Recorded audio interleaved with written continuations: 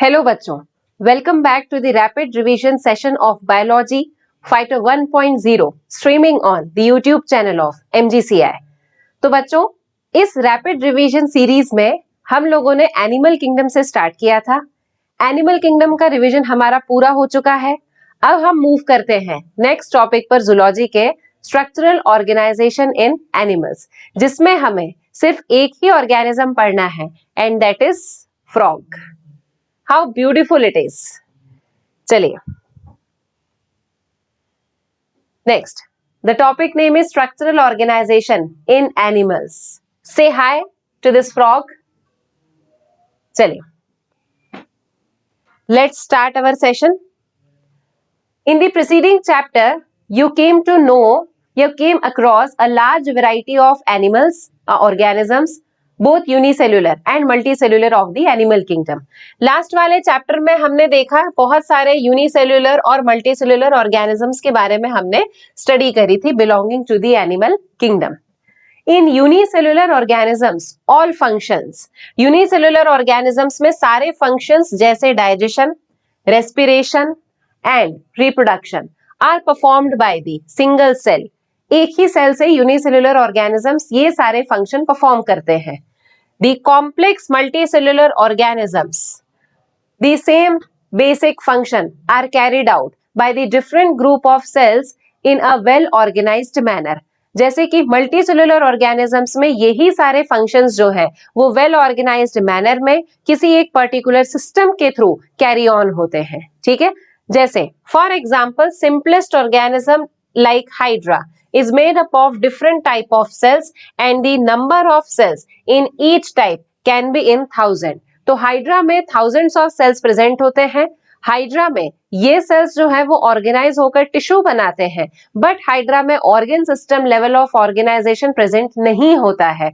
तो हाइड्रा में different different type के सेल्स प्रेजेंट होते हैं जो डिफरेंट डिफरेंट टाइप के फंक्शंस परफॉर्म करते हैं। क्लियर है? ठीक,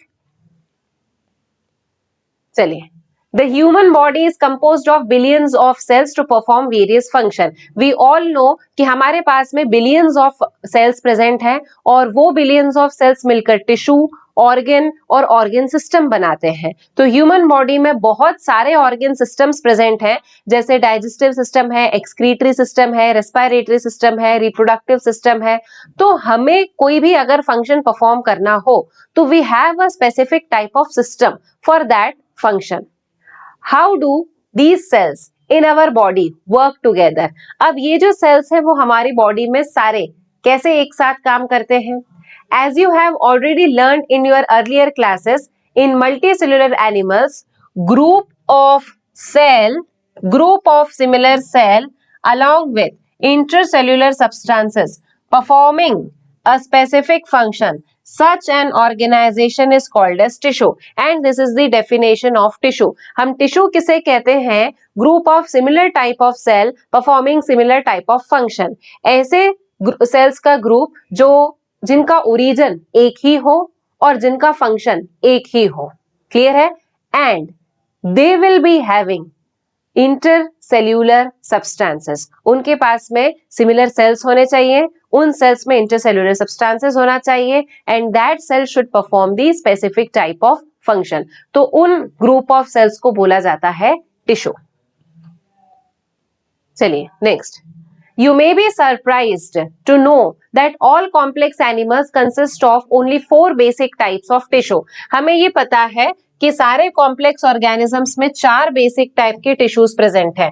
कौन से 4 बेसिक टाइप के टिश्यूज प्रेजेंट हैं? The first one is called as epithelial tissue, second one is called as connective tissue, third one is called as muscular tissue and the fourth one is called as neural tissue. तो ये 4 type के tissue जो है वो complex से complex organism में present होते हैं।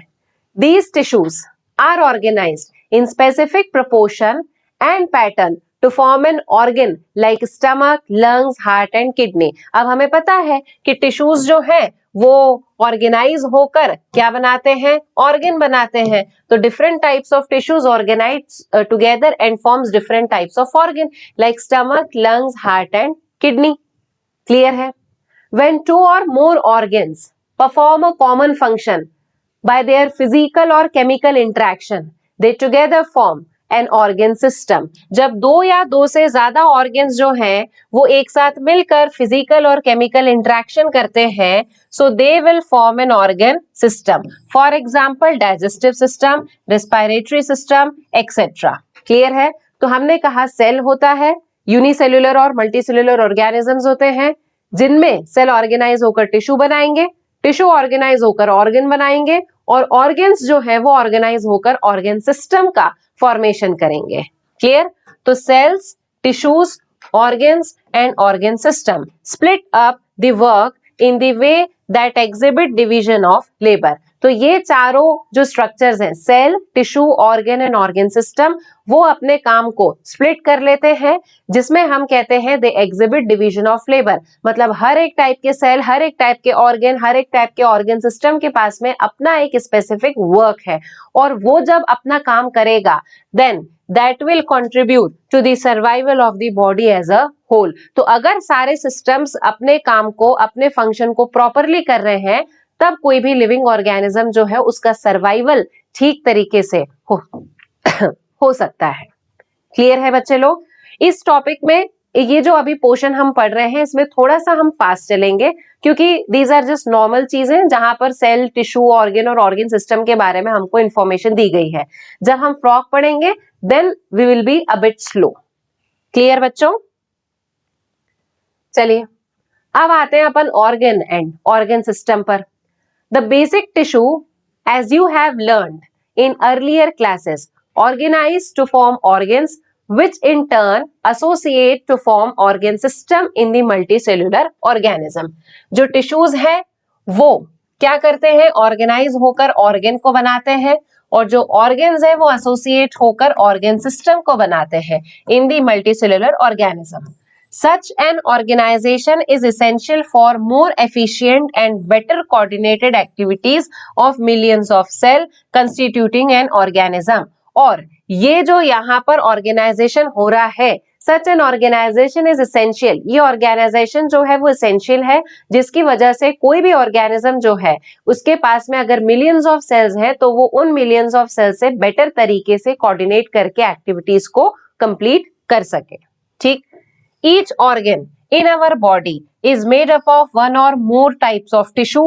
For example, our heart consists of all the four types of tissue, that is epithelial, connective, muscular and neural. हमारी बॉडी में हर ऑर्गन जो है वो एक से ज्यादा टिश्यू का मिलकर बना हुआ है. जैसे फॉर एग्जाम्पल हार्ट जो है वो चारों प्रकार के टिश्यू का बना हुआ है. हार्ट में एपिथेलियल टिश्यू भी है जो प्रोटेक्शन देने का काम करते हैं, कनेक्टिव टिश्यू भी है जो कनेक्ट करने का काम करते हैं. हार्ट पूरा का पूरा मस्कुलर टिश्यू यानी कि मसल से बना हुआ है और हार्ट में कोऑर्डिनेशन करने के लिए न्यूरॉन्स भी प्रेजेंट होते हैं, दैट इज हार्ट में न्यूरल टिश्यू जो है वो भी प्रेजेंट है. क्लियर है? तो ये हमने देख लिया यहाँ पर ऑर्गन एंड ऑर्गन सिस्टम. बढ़े आगे. We also notice after some careful study that the complexity in organ and organ system displays certain discernible trend. यानी कि हमने ये भी देखा है कि कुछ ऑर्गन्स और ऑर्गन सिस्टम में कॉम्प्लेक्सिटी होती है जो कुछ एक पॉसिबली हमको ट्रेंड बताता है. This discernible trend is called as evolutionary trend. इस ट्रेंड को क्या बोला जाता है? This is called as evolutionary trend. Evolutionary trend से ये मतलब है कि अगर हम इवोल्यूशन के पर्सपेक्टिव से देखें तो ऑर्गन और ऑर्गन सिस्टम जो है वो धीरे धीरे करके उनमें डेवलपमेंट हुआ है. धीरे धीरे से ऑर्गन्स और ऑर्गन सिस्टम में कॉम्प्लेक्सिटी का लेवल जो है वो बढ़ा है. देखो बेटा, हमने पॉरीफेरा में पढ़ा था कि डाइजेशन इंट्रासेल्युलर होता है. हमने सीलेंट्रेटा में पढ़ा कि एक्स्ट्रा सेल्युलर और इंट्रासेल्युलर दोनों हो रहा है.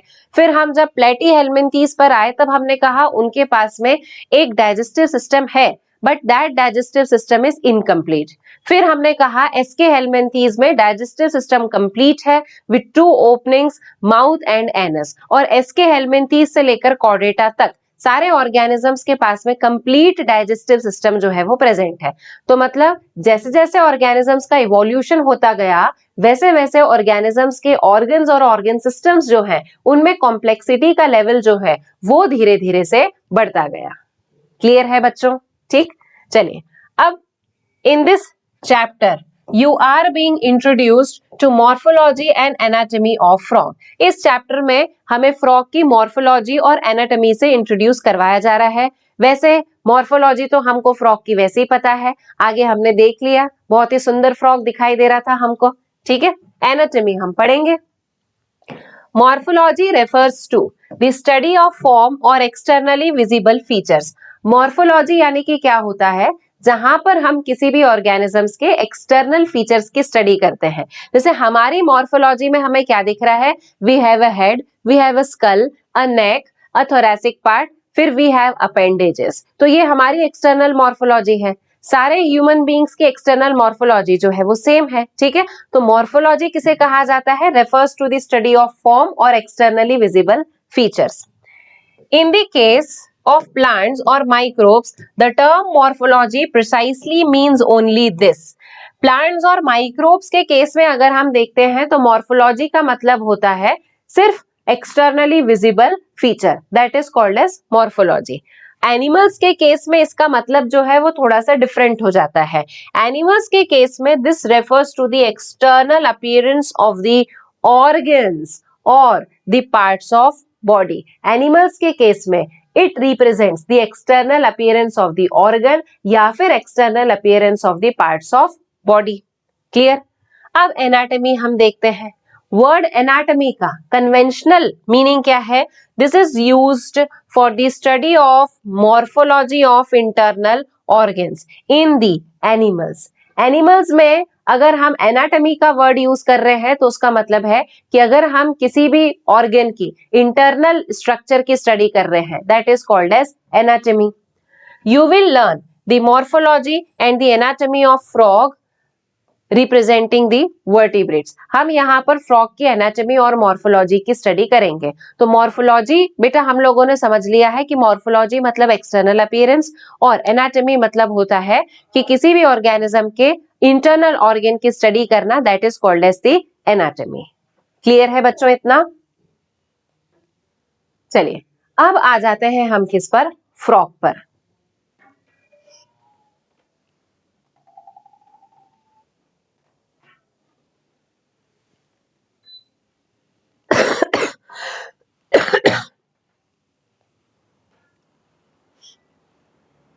चलिए let's start the frog. Frog can live both on land and fresh water and belong to the class Amphibia. चलो एक बार एनिमल किंगडम से अपन क्लास टेट्रापोडा का रिवीजन करें, है ना। तो हमने क्या पढ़ा था, एक सुपर क्लास होती है टेट्रापोडा, उसमें एक सब क्लास होती है that is called as Amphibia. Amphi word का मतलब हमने पढ़ा था टू, बायास वर्ड का मतलब हमने पढ़ा था हैबिटेट, मतलब एम्फीबियन उनको बोलते हैं जिन जो दो हैबिटेट में रहते हैं, that is land and water. Clear है? तो फ्रॉग जो है दैट इज एन एम्फीबियन। तो फ्रॉग के दो हैबिटेट है, लैंड भी है और वाटर भी है। क्लियर? फ्रॉग में उसकी एक लार्वल स्टेज आती है that is called as the tadpole larva. Tadpole larva completely aquatic होता है, बट अडल्ट फ्रॉग जो है वो फर्टिलाइजेशन के लिए वाटर की हेल्प लेता है और बाकी का उसका समय जो है वो लैंड पर बिताता है। क्लियर? देखो बच्चे ये इंफॉर्मेशन अपने पास में पहले से है, अब इस इंफॉर्मेशन के बेसिस पर अपन फ्रॉग की स्टडी करेंगे। बहुत ध्यान से अपन इसको रिवाइज करेंगे, बहुत ध्यान से हम इसको याद करेंगे, क्योंकि ये नया टॉपिक है, इसके पहले हमने इसको पढ़ा नहीं है। इसके पहले एनटीए का फेवरेट हुआ करता था अर्थवर्म और कॉकरोच। तो अर्थवर्म की तो बेटा कोई वैल्यू रही नहीं, उसको तो बहुत समय से पूछा नहीं जा रहा है। कॉकरोच हम पढ़ते जा रहे थे, बट अब पता नहीं क्या हो गया, अब उनका फेवरेट बन गया है फ्रॉग, तो हमें फ्रॉग याद करना पड़ेगा। फ्रॉग को याद करना थोड़ा सा आसान है, क्योंकि फ्रॉग के जो सिस्टम्स है वो हमारे जैसे हैं। तो जिस किसी को भी ह्यूमन फिजियोलॉजी बहुत अच्छे से आती है वो मेरे साथ में आज ही यहाँ से फ्रॉग को लर्न करके जाएगा। So are you ready for learning the frog? Yes. चलिए, तो फ्रॉग आता है क्लास एम्फीबिया में, फाइलम कॉर्डेटा में। The most common species of frog found in India is rana tigrina. Point यहां लिख लेते हैं कि इंडिया में जो सबसे कॉमन फ्रॉग की स्पीशीज हमको मिल रही है that is rana tigrina. Rana मत बोल देना, ठीक है। क्या नाम है इसका? Rana tigrina. They do not have constant body temperature, that is their body temperature varies with the temperature of the environment। ठीक, क्लियर है?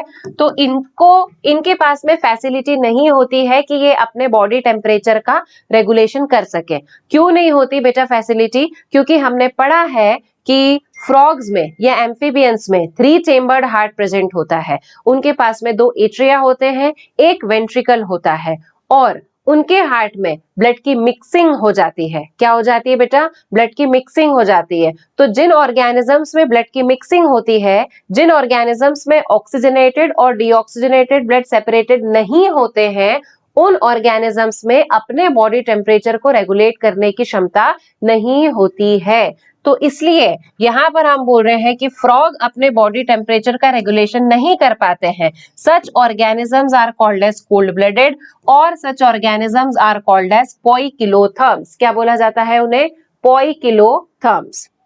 Next, you might have also noticed changes in the color of the frog while they are in grasses and on the dry land। अब frogs में एक और property होती है कि frogs जो है वो अपने बैकग्राउंड के हिसाब से अपना कलर जो है वो चेंज कर लेते हैं।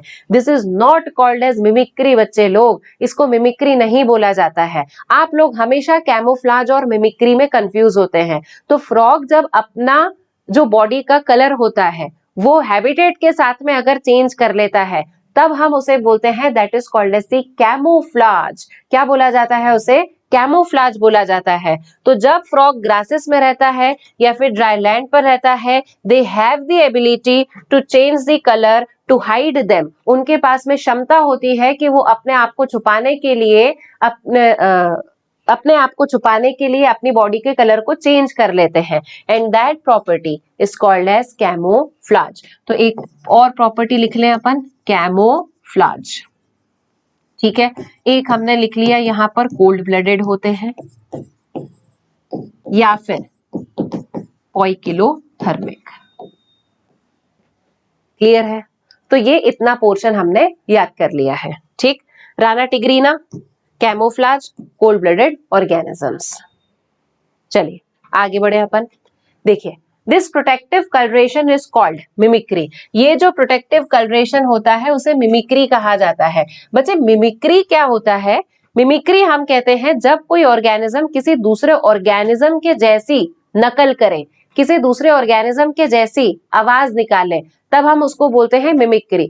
अगर फ्रॉग बैकग्राउंड के साथ में कलर चेंज कर रहा है उसको कैमोफ्लाज बोलेंगे। अगर फ्रॉग किसी दूसरे ऑर्गेनिज्म की नकल उतार रहा है तब हम उसको बोलेंगे मिमिक्री। ठीक है, तो कैमोफ्लाज और मिमिक्री दोनों चीजें अलग अलग होती हैं। क्लियर?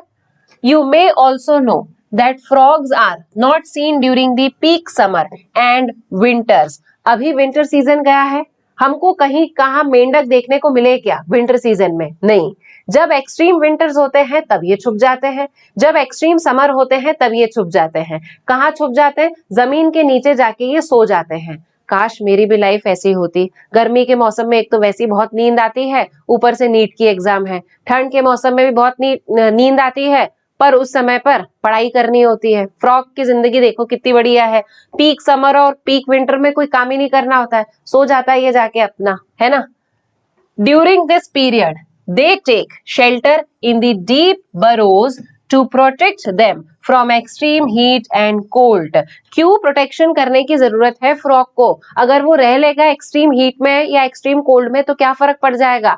फर्क ये पड़ जाएगा because that organism is poikilothermic. Poikilothermic है, एक्सट्रीम हीट अगर रहेगी तो जिंदा नहीं रह पाएगा वो, क्योंकि उसका बॉडी टेम्परेचर रेगुलेट थोड़ी कर सकता है। एक्सट्रीम कोल्ड अगर रहेगी तो भी वो जिंदा नहीं रह सकता, क्योंकि तब भी वो बॉडी टेम्परेचर को रेगुलेट नहीं कर सकता। हम कर सकते हैं, वो बेचारा थोड़ी कर सकता है। ठीक है, this is known as summer sleep called as aestivation and winter sleep called as hibernation. क्या बोला जाता है इसको? Summer sleep and winter sleep. Clear है? तो समर के समय पर वो जब सो जाता है तब that sleep is called as the aestivation, और विंटर के समय पर जब सोता है तब that sleep is called as hibernation. Clear हो गया बच्चों इतना? ठीक है। राना टिग्रीना, दो हैबिटेट है इसके। फिर उसके बाद में हमने बोला कोल्ड ब्लडेड ऑर्गेनिज्म होता है, कैमोफ्लाज या मिमिक्री शो करता है, समर स्लीप को एस्टिवेशन बोलते हैं और विंटर स्लीप को हाइबरनेशन बोलते हैं। क्लियर है इतना? चलिए अब आते हैं हम इसकी मॉर्फोलॉजी पर। बाहर से कैसा क्या दिखाई दे रहा है देखें इसे अपन। Have you ever touched the skin of frog? क्या तुमने टच किया है फ्रॉग की स्किन को? मैंने तो किया है, बहुत गंदी चिपचिपी सी सॉफ्ट सी स्लिपरी टाइप की इसकी स्किन होती है। ठीक है, चिपचिपा सा लगता है उसको टच करते हैं तो इसकी स्किन कैसी होती है? स्मूथ होती है, स्लिपरी होती है, due to the presence of mucus, क्योंकि इसके स्किन के ऊपर म्यूकस ग्लैंड प्रेजेंट होते हैं। क्या प्रेजेंट होते हैं इसकी स्किन के ऊपर बच्चे लोग? म्यूकस ग्लैंड प्रेजेंट होते हैं। तो म्यूकस ग्लैंड सिक्रीट करते हैं म्यूकस, जिसकी वजह से इसकी स्किन हो जाती है smooth and slippery.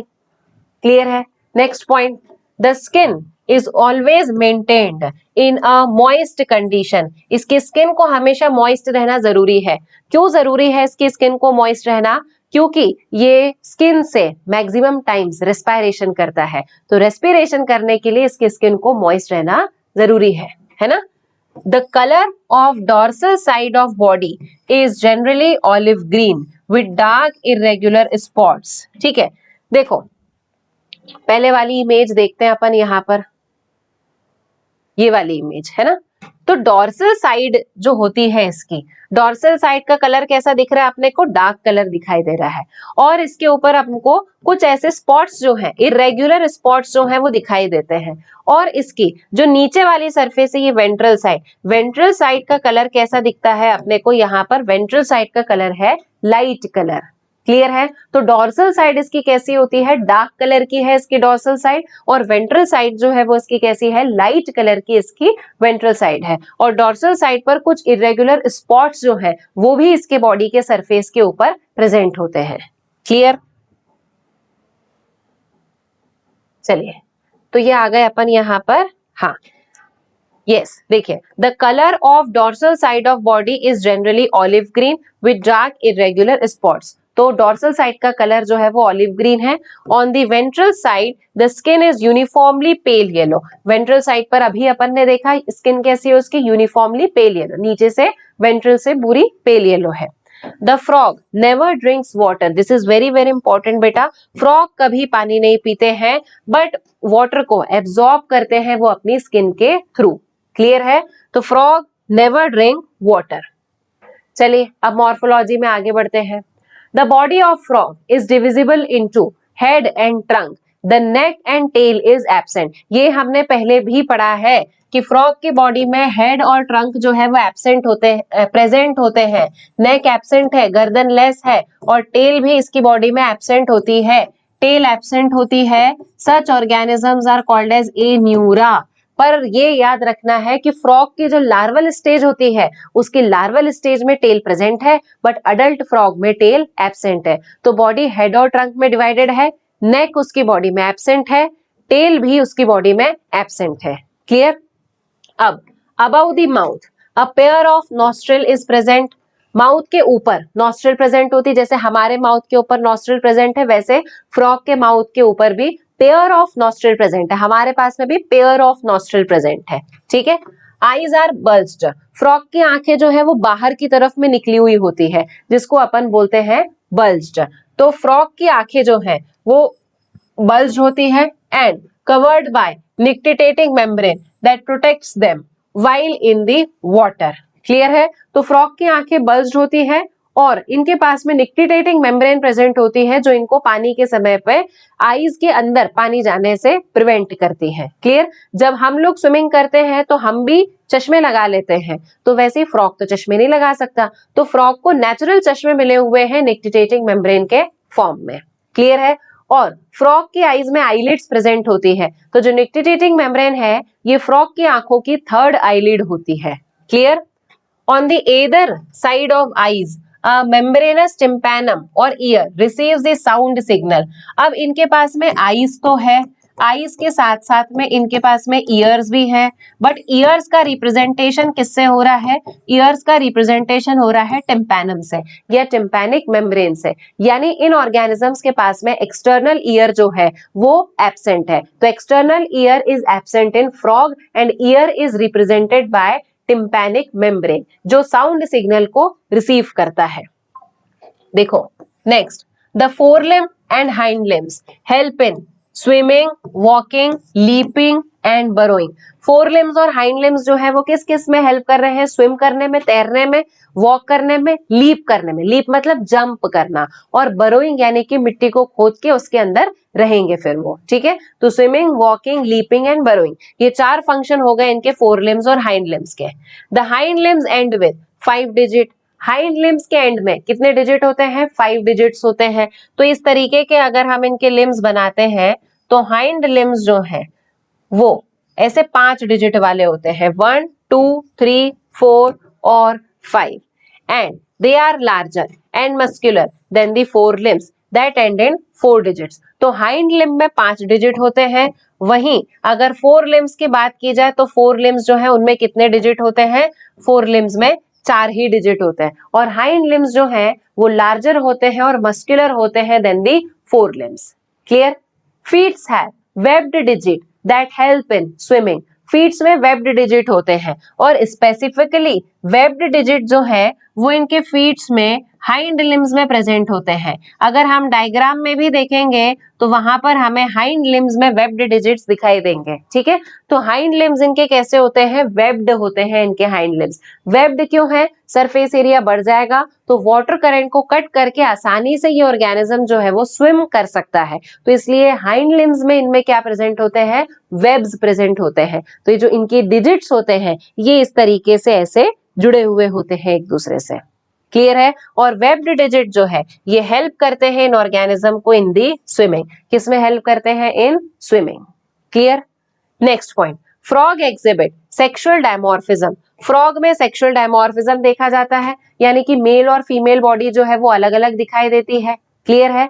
Mail frog can be distinguished by the presence of sound producing vocal sac. This is very very important बच्चे लोग। मेल फ्रॉग में क्या प्रेजेंट होता है? साउंड प्रोड्यूस करने वाला एक वोकल सैक प्रेजेंट होता है उनकी नेक वाले रीजन में। तो यहाँ पर फ्रॉग में क्या प्रेजेंट होता है? साउंड प्रोड्यूसिंग एक ऑर्गन प्रेजेंट होता है that is called as vocal sac. और एक चीज प्रेजेंट होती है जिसे हम कहते हैं कॉपुलेटरी पैड, और कॉपुलेटरी पैड प्रेजेंट होता है फोर लिम्ब के फर्स्ट वाले डिजिट में। कहां प्रेजेंट होता है? फोर लिम्ब के फर्स्ट वाले डिजिट में प्रेजेंट होता है कॉपुलेटरी पैड। और ये कॉपुलेटरी पैड जो है वो क्यों प्रेजेंट होता है? To hold the female at the time of copulation. तो कॉपुलेशन के समय पर फीमेल को टाइटली होल्ड करने के लिए मेल फ्रॉग्स के पास में प्रेजेंट होता है copulatory pad, and these both structures are absent in female.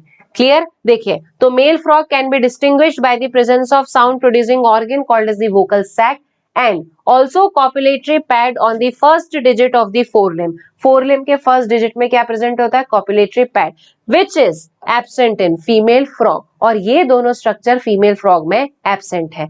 देखो बेटा, वोकल सैक के प्रेजेंट होने का सिग्निफिकेंस क्या है?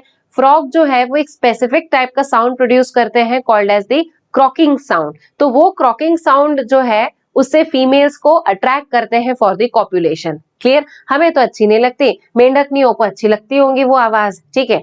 और दूसरी चीज, कॉपुलेशन के समय पर जो फीमेल फ्रॉग होती है वो नीचे की तरफ में होती है और मेल फ्रॉग जो है वो ऊपर की तरफ में होता है। तो फीमेल्स को किसी चीज को होल्ड करने की जरूरत नहीं होती है, मेल फ्रॉग को फीमेल को टाइटली होल्ड करने की जरूरत होती है, इसलिए मेल फ्रॉग के पास में कॉपुलेटरी पैड जो है वो उनके फोर लिम्स में प्रेजेंट होता है। क्लियर है? तो ये हमने देखी है यहाँ पर फ्रॉग की एक्सटर्नल मॉर्फोलॉजी। सी, तो यहाँ पर अपन ऊपर देखें इसमें, तो ये हमने देख लिया इसका ऊपर वाला सरफेस है डॉर्सल, तो डॉर्सल सरफेस इसका ऑलिव ग्रीन हमको दिखाई दे रहा है, और साथ साथ में हमने देखे इसके ऊपर इरेगुलर ऐसे डार्क कलर के स्पॉट्स है। वेंट्रल सरफेस इसका पेल ग्रीन है। फोर लिम्ब जो है वो 4 डिजिट्स पर एंड हो जाएगा, हाइंड लिम्स जो है वो 5 डिजिट पर एंड होता है। और यहाँ देखिए बेटा, ये है यहाँ पर हाइंड लिम्स कैसे होते हैं इसके वेब्ड, और फोर लिम्स कैसे हैं इसके फ्री फोर लिम्स हैं।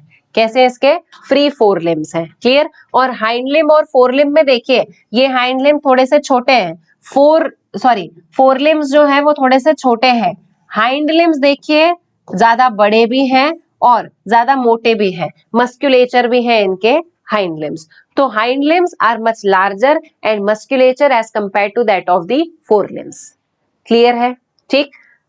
चलिए अब नेक्स्ट स्टार्ट करते हैं अपन इसमें anatomy of frog.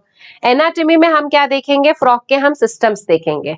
The body cavity of frog accommodate different organ system such as digestive, circulatory, respiratory and nervous, excretory and reproductive system. हमारी बॉडी में भी कैविटी है जिसको अपन सीलोम बोलते हैं, हमारी बॉडी कैविटी में यही सारे सिस्टम्स हैं, इन ऑर्गेनिजम्स की बॉडी कैविटी में भी यही सारे सिस्टम्स हैं। डाइजेस्टिव सिस्टम पढ़ेंगे इसका, सर्कुलेटरी सिस्टम पढ़ेंगे, respiratory system, nervous, excretory, reproductive system with well developed structures and functions. Clear. फिर अब यहां से स्टार्ट हो रहा है हमारा क्या, डाइजेस्टिव सिस्टम। एक एक पॉइंट अपन लिखते चलेंगे डाइजेस्टिव सिस्टम का, जिससे हमको आसानी से याद भी हो जाए, ठीक है। चलिए लिखने के लिए अपन साइड में ब्लू वाला पेन यूज कर लेंगे, ठीक। चलो, the digestive system consist of alimentary canal and digestive gland. इसके डाइजेस्टिव सिस्टम में क्या प्रेजेंट है, याद कर लो, इसके डाइजेस्टिव सिस्टम में प्रेजेंट है एलिमेंट्री कैनाल, प्लस इसके साथ साथ में इसके डाइजेस्टिव सिस्टम में प्रेजेंट है डाइजेस्टिव ग्लैंड। तो it's digestive system consist of alimentary canal and digestive gland, ठीक है। Next, the alimentary canal is short. Alimentary canal इस ऑर्गेनिज्म की कैसी है, शॉर्ट है। और शॉर्ट एलिमेंट्री कैनाल किन ऑर्गेनिजम्स की होती है, कार्निवर्स की, ठीक है। ये याद रखेंगे बेटा कि इसकी एलिमेंट्री कैनाल कैसी है, एलिमेंट्री कैनाल इसकी शॉर्ट है, because this organism is carnivore. तो कार्निवोर्स की एलिमेंट्री कैनाल कैसी होती है, शॉर्ट एलिमेंट्री कैनाल होती है। Hence the length of intestine is reduced because this organism is carnivore। तो carnivore organisms में जो intestine की length होती है वो intestine की length reduced होती है, जिसकी वजह से इनके alimentary canal हो जाती है short। Clear? Next, the mouth opens into buccal cavity that leads to esophagus through the pharynx। Mouth कहाँ ओपन होता है, बकल कैविटी में। चलो लिख लें अपन यहाँ पर, mouth opens into buccal cavity. फिर क्या लिखा है कि buccal cavity opens into oesophagus through pharynx, मतलब बकल कैविटी पहले फेरिंग्स में ओपन हो जाएगी और फेरिंग्स के बाद फिर वो किस में ओपन होगी, फेरिंग्स के बाद ओपन होगी फिर वो ईसोफेगस में। तो mouth opens into buccal cavity opens into pharynx and pharynx opens into esophagus। Clear है बेटा, इतना याद हो गया अपने को। चलिए नेक्स्ट, ईसोफेगस कैसा स्ट्रक्चर है, oesophagus is a short tube that opens into the stomach which in turn continues as the intestine। esophagus जो है वो एक short tube like structure है that opens into the stomach, clear, which in turn continues as a intestine, जो आगे चल के intestine को बनाएगा। तो अभी तक अपन ने देखा था कि pharynx जो है वो ओपन किस में हुआ था, ईसोफेगस में। तो pharynx को अपन ने ओपन कर दिया ईसोफेगस में, ईसोफेगस जो है वो ओपन हो गया किस में, स्टमक में। फिर ये आगे चलकर क्या बना लेगा, इंटेस्टाइन का फॉर्मेशन करेगा, ठीक। देखिए फिर इंटेस्टाइन में rectum and finally opens outside into the cloaca, और बाहर की तरफ में किसके थ्रू खुल जाएगा ये, क्लोएका में।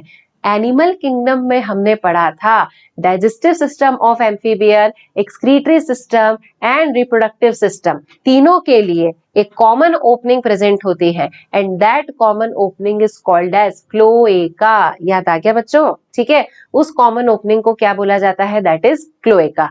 तो ईसोफेगस ओपन हुआ स्टमक में, स्टमक जो है वो कंटिन्यू हुआ इंटेस्टाइन, इंटेस्टाइन के बाद में यहाँ पर आ जाएगा रेक्टम।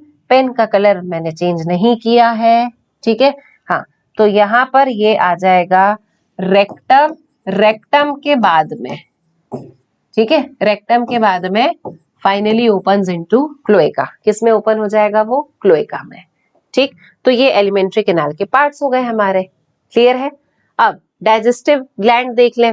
डाइजेस्टिव ग्लैंड में है लिवर जो सिक्रीट करता है bile, that is stored in the gall bladder. ये ही हम में भी होता है। अगर हम डाइजेस्टिव सिस्टम पढ़ते तो ये हमें बहुत अच्छी तरीके से पता होता। हमारी डाइजेस्टिव ग्लैंड्स में भी हम लिवर और पैनक्रियास पढ़ते हैं, इसके डाइजेस्टिव ग्लैंड में भी हम लिवर और पैनक्रियास पढ़ते हैं। इसका लिवर भी बाइल सिक्रीट करता है जो कि स्टोर हो जाता है गॉल ब्लैडर में। तो इनमें भी गॉल ब्लैडर का फंक्शन क्या होगा? Storage and concentration of bile. दोबारा बोलो मेरे साथ में, storage and concentration of bile is the function of gall bladder. तो लिवर सिक्रीट करता है बाइल जो जाकर स्टोर हो जाता है गॉल ब्लैडर में। फिर पेनक्रियास, ये भी एक टाइप की डाइजेस्टिव ग्लैंड है जो प्रोड्यूस करती है pancreatic juice containing digestive enzymes. तो पेनक्रियास क्या प्रोड्यूस करती है? पेनक्रियास डाइजेस्टिव ग्लैंड है जो पेनक्रियाटिक जूस प्रोड्यूस करेगी, और पेनक्रियाटिक जूस जो है उसमें काफी सारे एंजाइम्स प्रेजेंट होते हैं।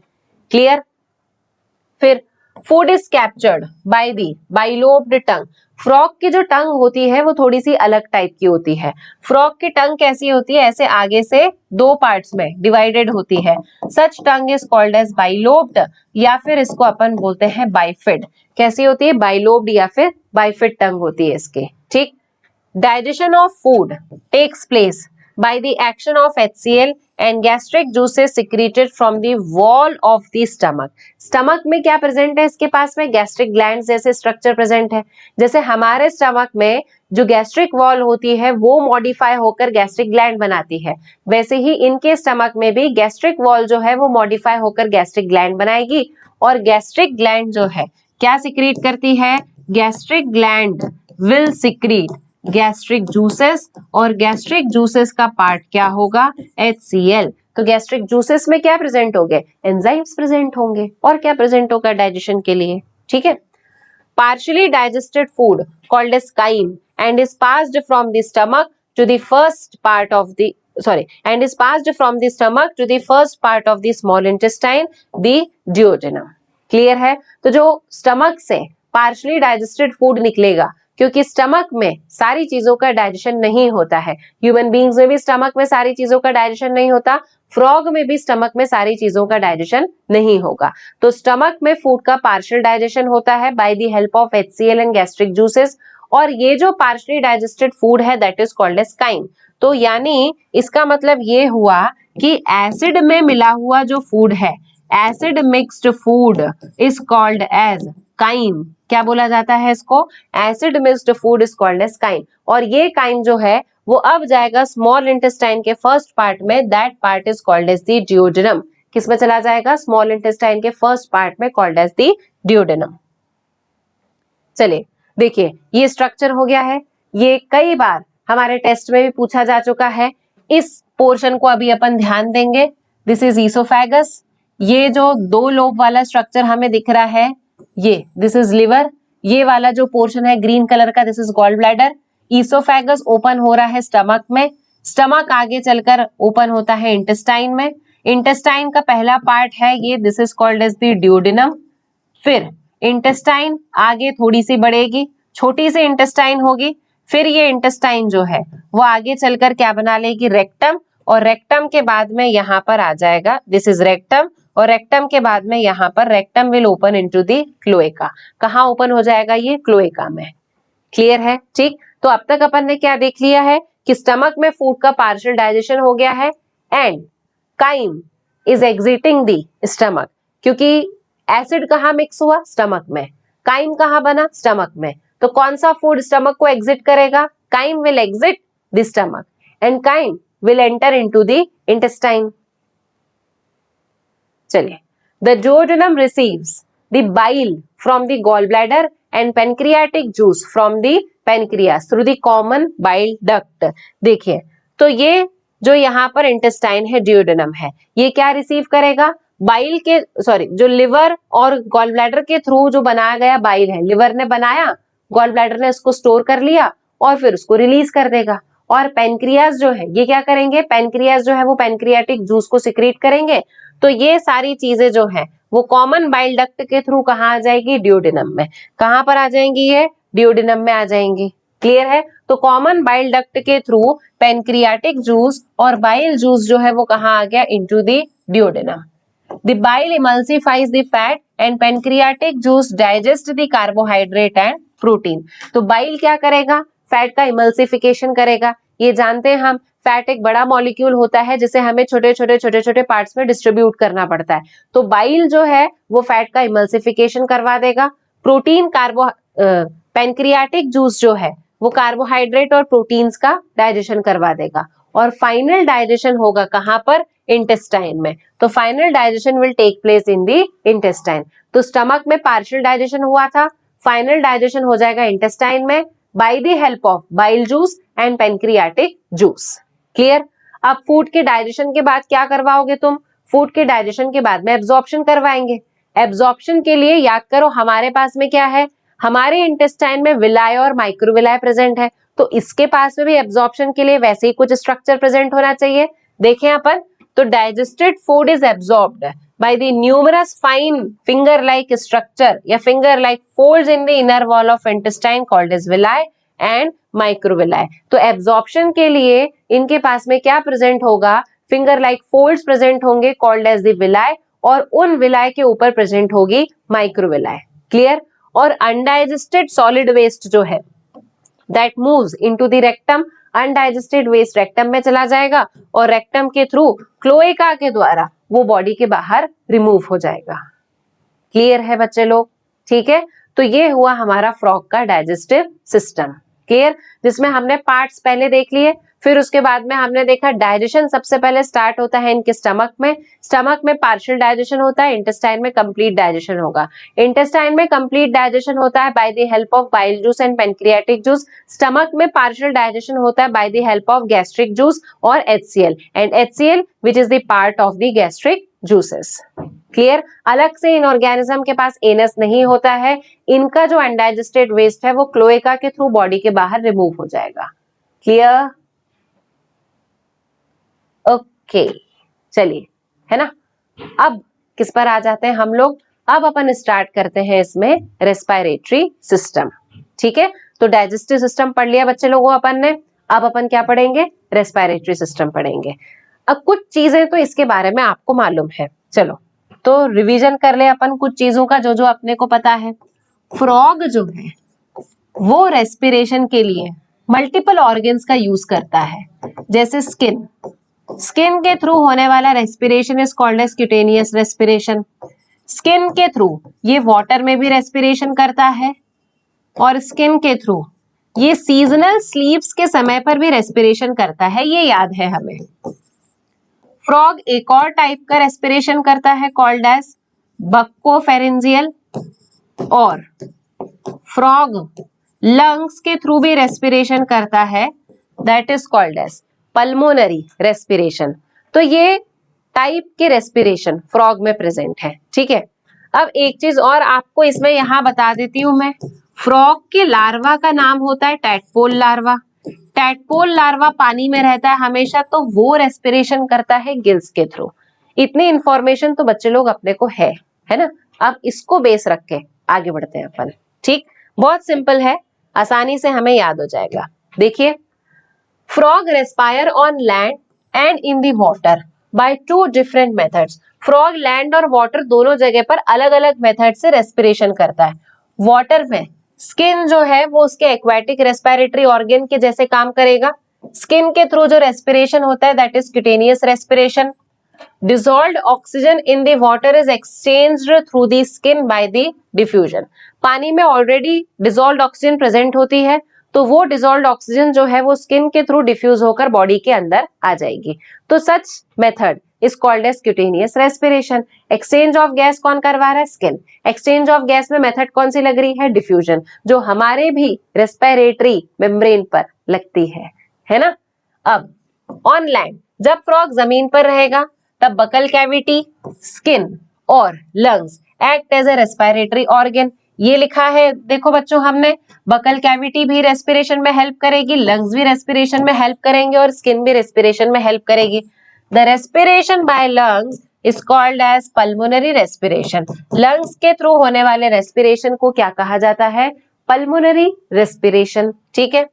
The lungs are the pair of elongated pink colored sac like structures present in the upper part of the trunk region यानी कि thorax। अब देखिए बेटा इसका डायग्राम यहाँ, हाँ ये रहा इसका डायग्राम।